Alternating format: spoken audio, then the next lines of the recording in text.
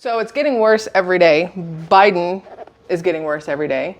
The things he is saying are getting worse every day. He has even said that he's not going to pull out and he's not going to resign. But seriously, what he just said on this radio station is unbelievable. By the way, I'm proud to be, as I said, the first vice president, first black woman to serve with a black president. I'm proud of the first black woman in the Supreme Court. There's just so much. And what he said yesterday, I don't know if y'all saw it, but what he said yesterday on the White House lawn on the 4th of July, Independence Day. You got me, man. I'm not going anywhere. All right. All right, I'll come back out when they open the gate, okay? Thank you. One last thing. You know, I used to think when I was a senator, there were always congestion on the highways. There's no congestion anymore. None. Regarding the highway, there's no congestion.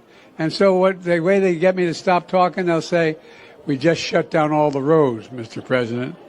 You're going to lose all the votes if you don't get in. But anyway, I'll be back out. Thank you. I love you. Thank you.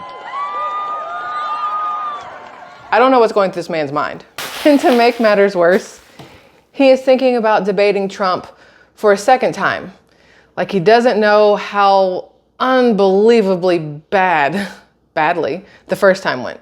Unfortunately, I don't think he really understands what is going on. Just the general big picture scheme of things. I don't think he understands what's going on. And what's even worse is that his handlers or his team, his friends, his wife, his son, they continue letting this go on. They continue to let this man flounder in the public eye. They continue to let this man make this country not great again. At this point, in all honesty, he probably should just step down and let someone else replace him. Now, the most likely answer would be Gavin Newsom, but Gavin Newsom doesn't want Kamala Harris. I mean, does anybody really want Kamala Harris? But Governor, if Joe Biden was to drop out, would you support Vice President Kamala Harris? Yeah, I don't even like playing in the hypotheticals because last night was about sort of locking down any doubt or ambiguity, and then we start running in different directions, zigging and zagging, all that kind of speculation, and that gets in the way of progress. It's a legitimate question, and I respect and appreciate it.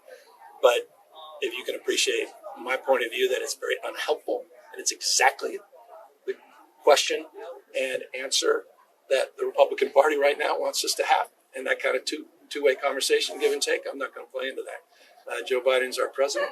He said he's all in. I doubled down, said I'm all in. And not only that, I'm here with you to prove it. All right. Thank you, guys. But he needs her because, as you all know, she's tied to the money. Biden's bad week just got worse after he said he was the first black woman to serve with a black president.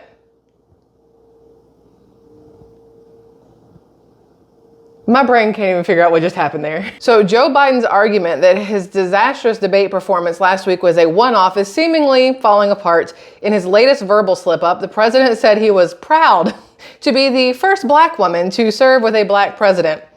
The 81-year-old president mixed up his words during an interview with Philadelphia's Word radio station when referring to his vice president, Kamala Harris, and former President Barack Obama. By the way, I'm proud to be, as I said, the first vice president, first black woman to serve with a black president, he said. Biden likely jumbled the sentence because he'd earlier spoken about being the first vice president under a black president. Earlier in the interview, he also spoke about how he was the first president to have a black woman as vice president and had appointed Justice Ketanji Brown Jackson, the first black woman to serve on the Supreme Court. It comes just days after Biden's debate with former U.S. President Donald Trump, which was marked by verbal gaffes and confusing statements. Biden is now facing increasing pressure to drop out of the presidential race. In a poll by Reuters and Ipsos, 1 in 3 Democrats said Biden should quit. The Biden camp has offered multiple explanations for the president's slurred words, nonsensical phrases, and vacant stares, including jet lag, a cold, and incompetent aides. But donors have publicly voiced their concerns with what they say are Biden's age-related problems. On Thursday, the millionaire heiress Abigail Disney announced she'd stop donations to the Democratic Party until they replace Biden at the top of the ticket. Her statement echoed that of the Netflix co-founder Reed Hastings, who told New York Times, Biden needs to step aside to allow a vigorous Democratic leader to beat Trump and keep us safe and prosperous. Biden has told supporters he doesn't speak as smoothly or debate as well as he used to, but has publicly vowed to fight on.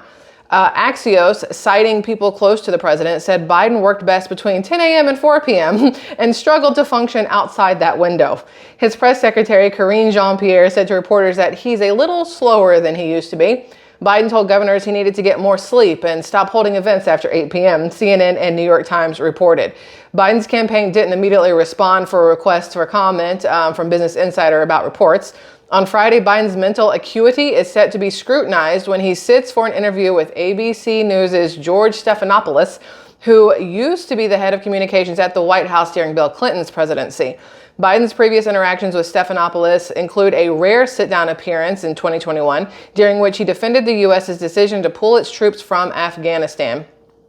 So many things I could say about all of this. I have so many things I want to say. Y'all have met me. I'm opinionated, but I'm going to save it till after his interview tonight. I think it's 8 p.m., maybe Eastern Standard Time or well, right now it's Eastern Daylight Time. So EDT instead of EST. I don't know how this all works. I'm not going to lie. 8 o'clock on ABC. After that, we'll be back. Bye.